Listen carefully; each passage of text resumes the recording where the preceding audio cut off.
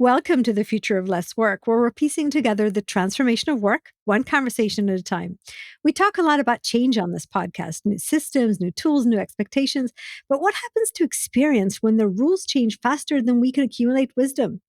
And if experience can no longer promise us certainty, what does?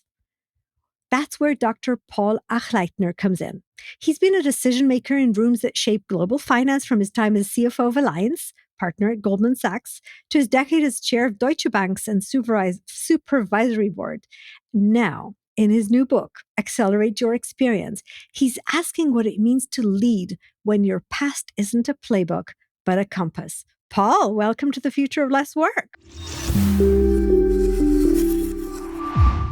Thank you very much for having me. I'm looking forward to our conversation. So, how does one lead when you can't rely on your past experience as a playbook? I think for that you have to read the whole book, but of course let's try to go into different points. First of all, I think experience still matters. Otherwise, frankly, I wouldn't have written the book.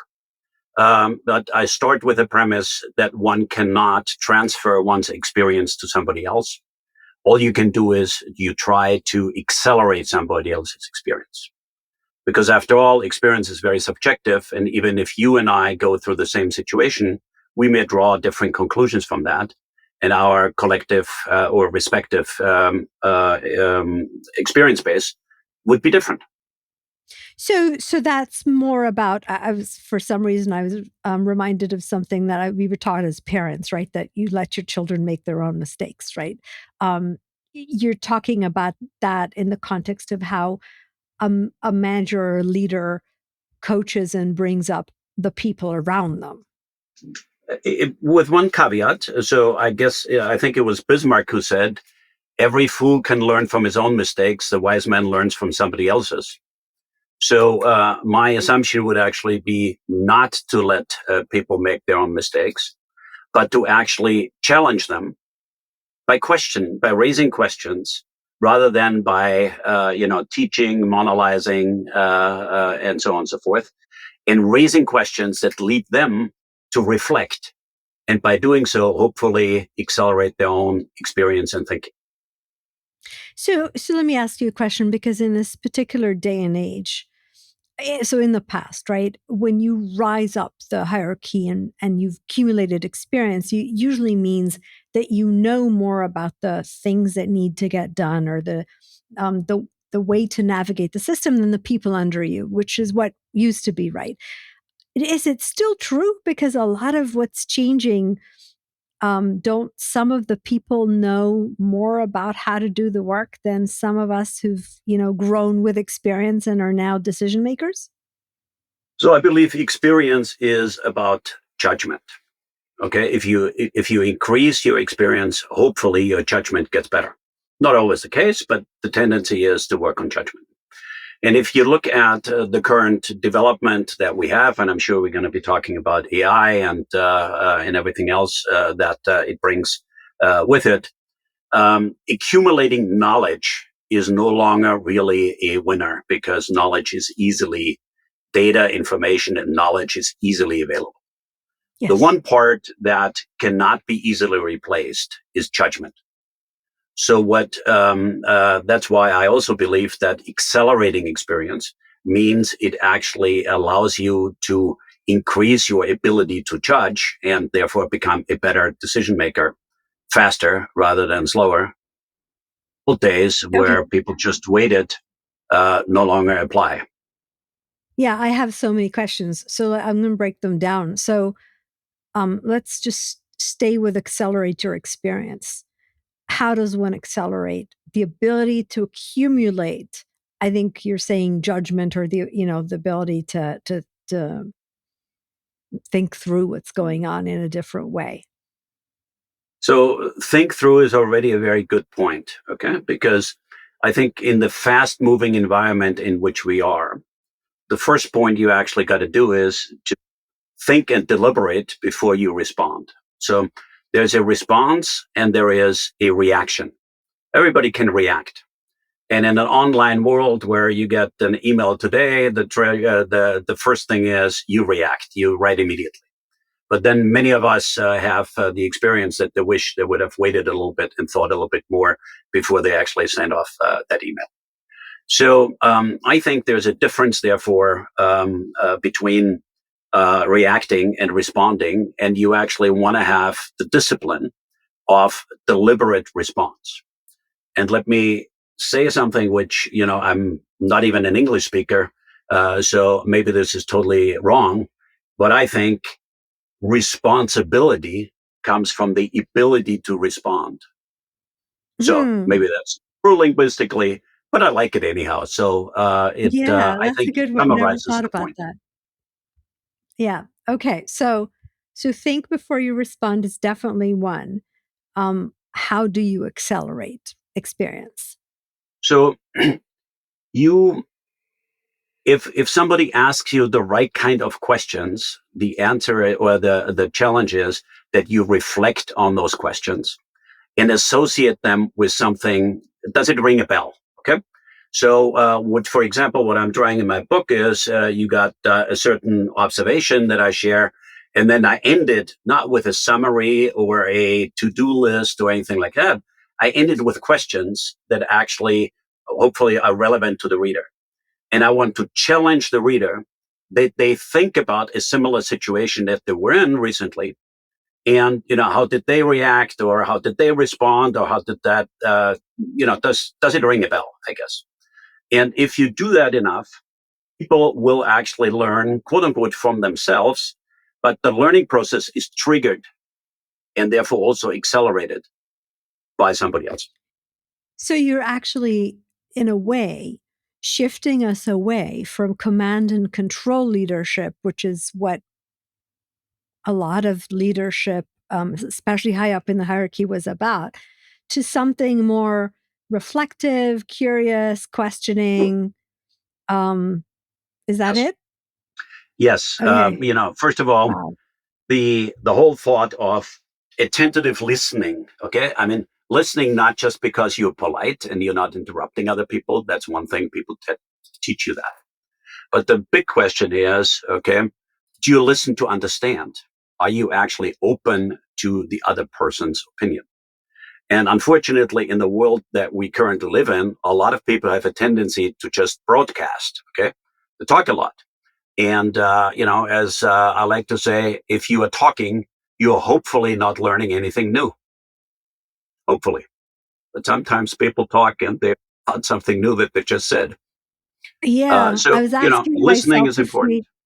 if we actually select leaders for curiosity and humility, versus, you know, telling. So, that's a very, very good point. I call this the drug of charismatic leadership.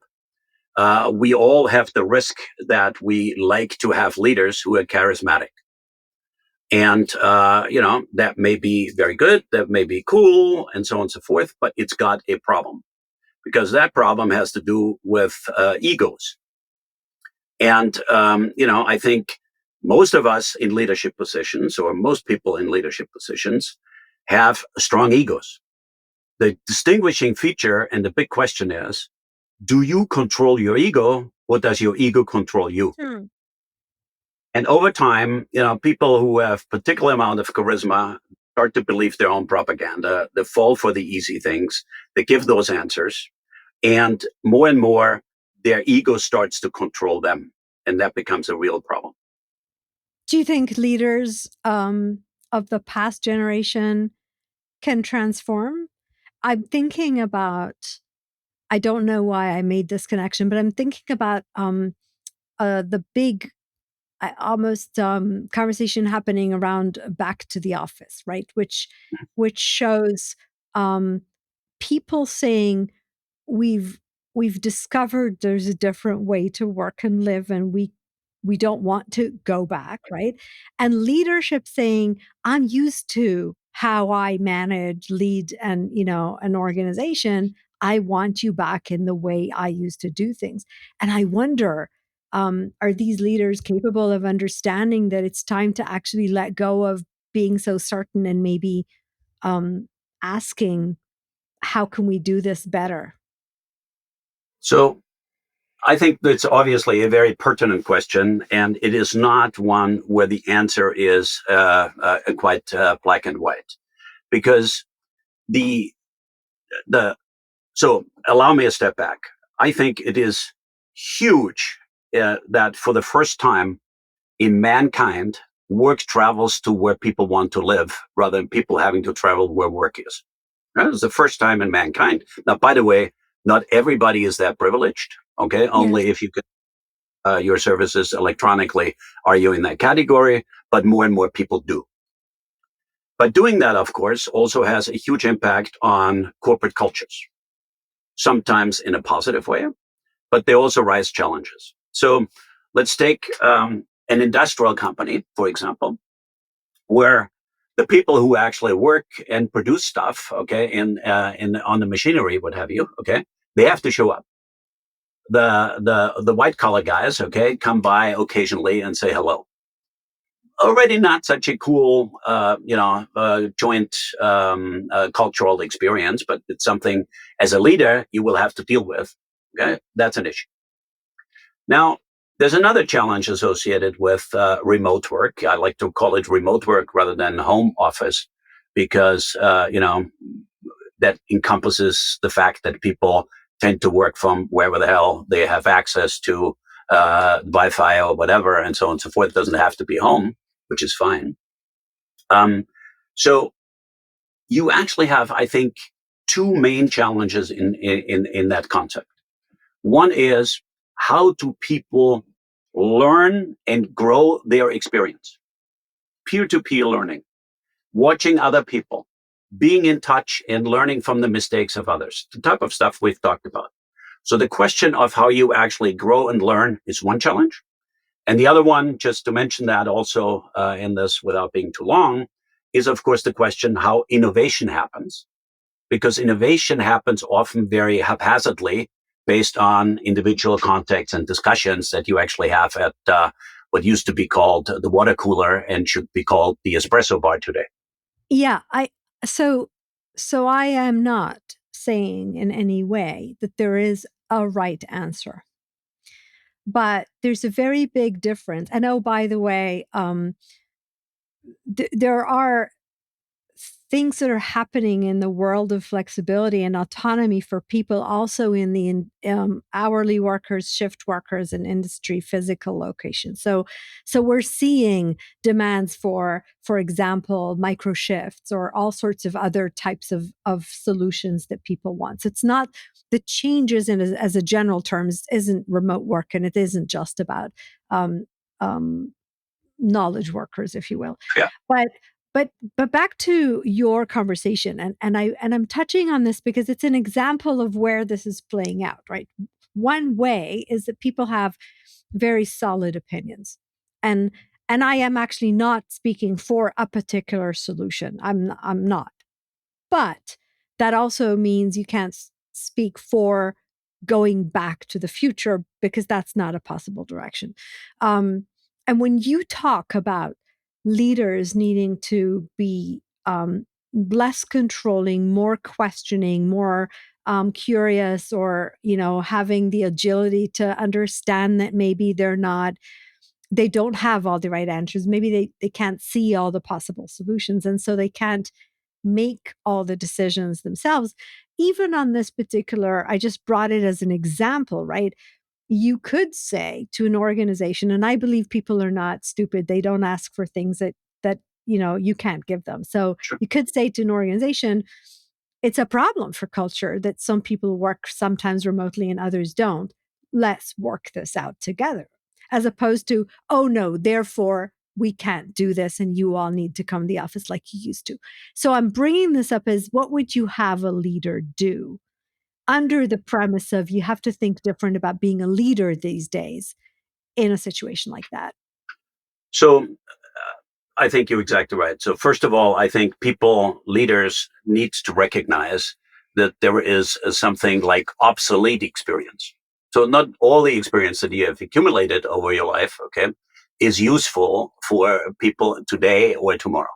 Okay. And, when I wrote this book, and I emphasize this, I'm very conscious of the fact, okay, that my lifetime was probably and possibly until today, certainly, the best period in history. Okay. There was peace, people were healthy, there was growth, there was the overall expansion. Yes, we had started to create serious climate problems. I understand all of that, but in general, it was a very great. It was a great time.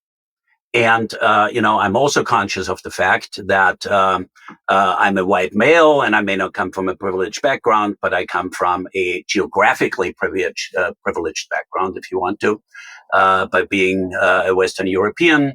So I take all of that into account because that means that my experience is quote unquote biased. Okay, some of it may be obsolete, and other things you just have to challenge in a new environment and ask yourself what the right answers are.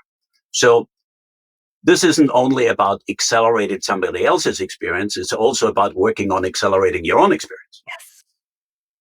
And in that context, yes, listening leaders who understand what is driving and motivating others, who are differently um, wired, differently raised, they have different educational background, and have a different attitude and ability to interact with technological, or technical instruments, if I may call it that, tools.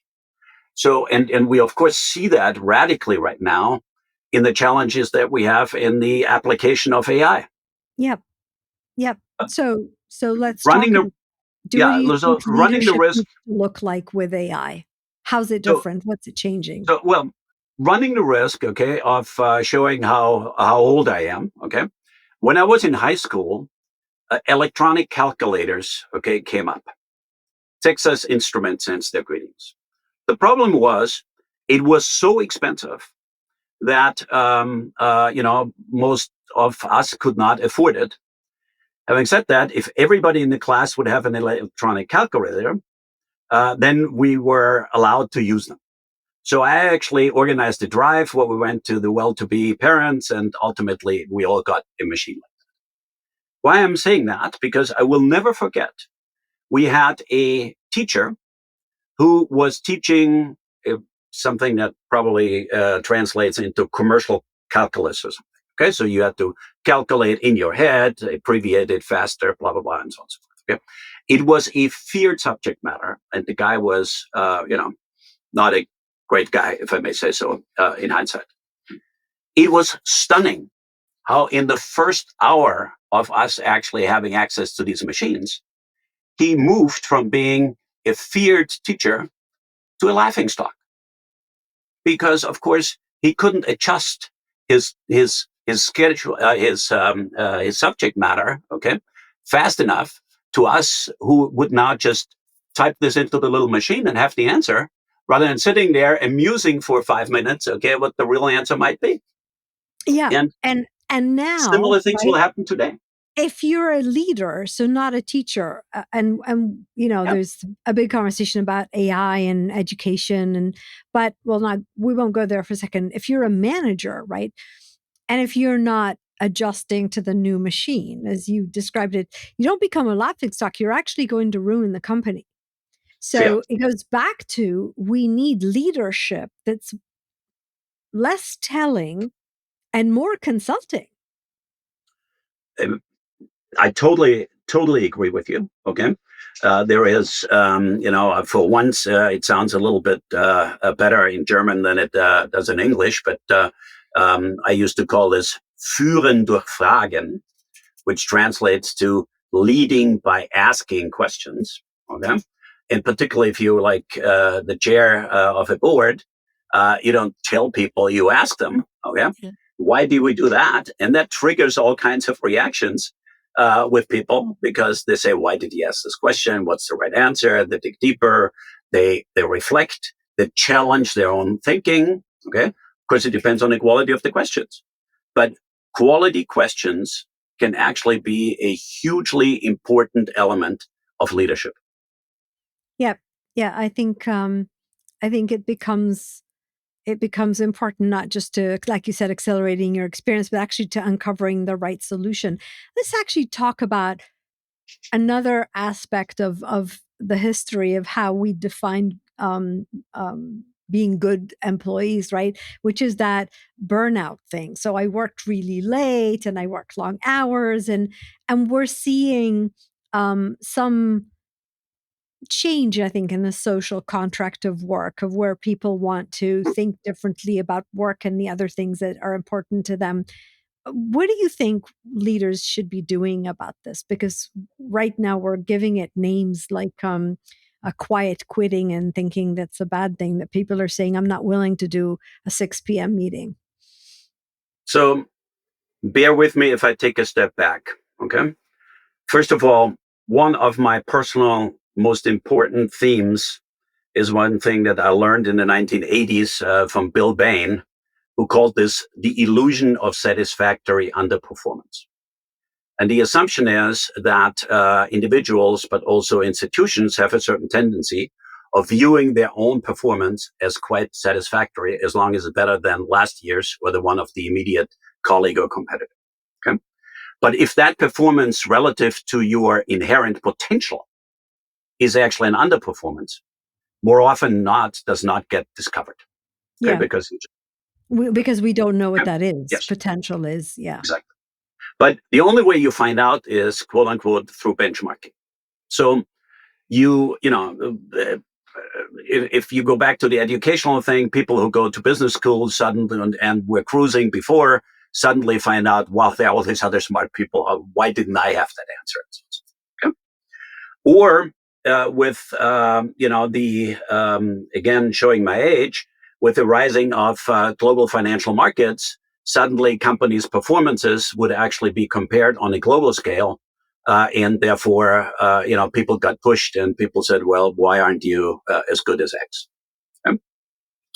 Now, I think that's in general a healthy thing because living comfortably in under underperformance ultimately leads to mediocrity and is an issue. But it actually is critically important or dependent on the question of finding the correct and right benchmarks. Because if you actually find benchmarks that are either not correct or overdue, you actually try to strive for something. And you then fall into what I call the deception of sustainable overperformance, which comes back to your point, because if you are performing like that, okay, at some point in time, gravity sets in. And if you're a company, you fail. And if you're an individual, you burn out. Yeah, I think let me add to that though. We're in a period where the question benchmarks is um, interesting, because when AI steps in and no one really has properly implemented and can tell you that we fully understand, right, what each and every one of us could potentially do and where we could potentially go with this.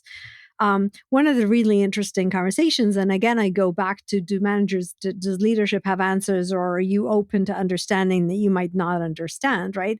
I could say, I own your time. You come into work, I own 8 hours of your day. If you can now with AI do your 8 hours in 5 hours, I'm going to give you, 3 more hours of work. And people are looking at this and saying, I'm not sure I agree with this trade, right? Maybe if we can do more, some of this needs to enable me to go do maybe 2 more hours with my family or with my hobbies, which I don't know if it's about benchmark at this point. So let's distinguish two things. To your point, I agree with you. That's the fundamental question of, is AI going to lead to productivity gains or not? Okay, because at the end of the day, a productivity gain implies that you're going to get 8 hours production out of 8 hours production still, but it's enhanced and so on. Yeah. Well, that's productivity gain for the company, might Yeah, lead for for the company, productivity gain for exactly. people, right? Yeah. So, and now, of course, the big question is how do you actually share those productivity gains? Okay, because the one is that goes to the company, the other one may actually be either salary or more free time. Okay, that individuals get benefit from.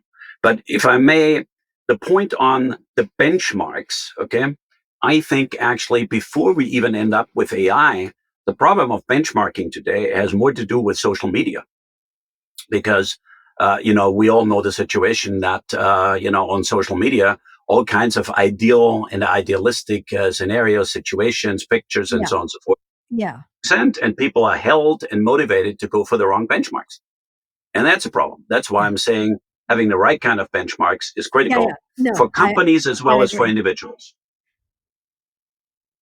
Yeah, no, I agree. Everybody on social media has a wonderful life except myself. Yeah, Yes. I get it. So one of the things that I noticed as I was reading your book, you're encouraging us to stay in a lot of the gray areas, right? So the ambiguity, the not necessarily being right, the understanding um, that there are no clear answers. If Mhm. you could give our listeners, and they could be actually seasoned leaders, because I think it's hard for seasoned leaders as much, even if not more than for new leaders, right? Um, what would you say would is the most important thing you could give us in terms of living in a world where there are no clear answers? So intellectually humility and intellectual curiosity are basically two driving forces, I would say, that serve you well in life, but also serve you very well if you are a leader. Because if you are, if you have enough humility to know that you don't know everything, and that you don't pretend you know things because you think it's embarrassing to admit that you don't know, then you will be a better leader. But also, if you are curious enough and have enough intellectual curiosity, you will try to understand more, dig deeper, read books, listen to podcasts, okay? Other things that actually, quote unquote, accelerate your experience. But for that, you need to have curiosity rather than the self-satisfied, I'm so exhausted because I've done, the incredible job today, blah, blah, blah type of thing. Yeah, I really love accelerate your experience through curiosity concept here. Okay, so I always wrap up, and it was funny because you said this before, but I do. You can go listen to my podcast. I always wrap up asking for a question instead of an answer.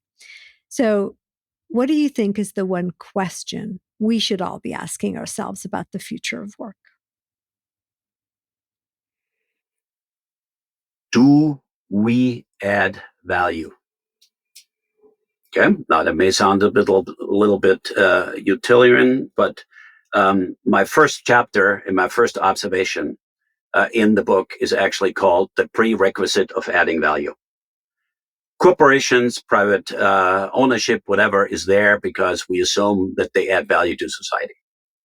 We work for companies. It doesn't matter if that's a startup or if that's a big incumbent, because we as individuals add value. Now, what constitutes value changes over time because it's the perception of customers, it's others, and so on and so forth. So you want to ask yourself that question as often as you can before others ask it for you. And that goes for you as an individual as well as for a corporation in total. Fabulous. Thank you, Paul, for joining me today. For more about Dr. Paul Achleitner and his new book, Accelerate Your Experience, see the links in the podcast description. Thank you for joining the Future of Less Work today. And remember, your best people do not work because they have to. They're not working because you tell them to or because you measure them on it. They work because they want to, because by working for you, they're also achieving their own purpose in life. Till next time.